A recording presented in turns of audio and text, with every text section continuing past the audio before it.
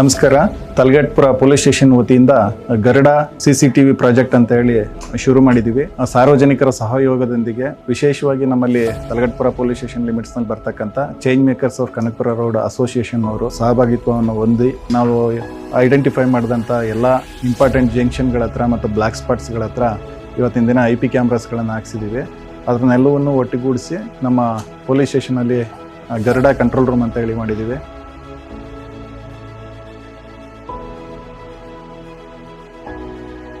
So this is our video wall. So this runs 24/7 and this is our playback system. So in this playback system we are seeing all the recordings and all, and here all live streamings of entire Talgatpura limits we are monitoring. ಇನ್ನೂ important ಜಂಕ್ಷನ್ಗಳ ಹತ್ರ ನಾವು IP based public addressing ಸಿಸ್ಟಮ್ಗಳನ್ನ ಅಳವಡಿಕೆ ಮಾಡಿದ್ದೀವಿ. ಕಾನೂನು ಮತ್ತು ನಿಬಂಧನೆಗಳೊಂದಿಗೆ ಸಹಕರಿಸಲು ನಾವು ಎಲ್ಲ ನಾಗರಿಕರನ್ನು ಒತ್ತಾಯಿಸಲು ಬಯಸುತ್ತೇವೆ.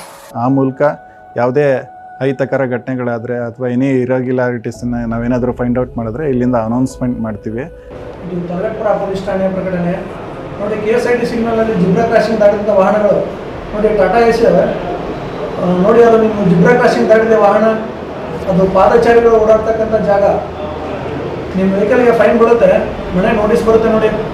ನೋಡಿ ನೀವು ನಿಂತಿರೋದ್ರಿಂದ ಓಡಾಡೋಕ್ಕಾಗ್ತಿಲ್ಲ. ಇಲ್ಲಿ ಈಗಾಗಲೇ ನಾವು 120 IP ಕ್ಯಾಮ್ರಾಸು ಮತ್ತು 15 IP ಬೇಸ್ಡ್ ಅಡ್ರೆಸಿಂಗ್ ಸಿಸ್ಟಮ್ನ ಅಳವಡಿಕೆ ಮಾಡಿದ್ದೀವಿ.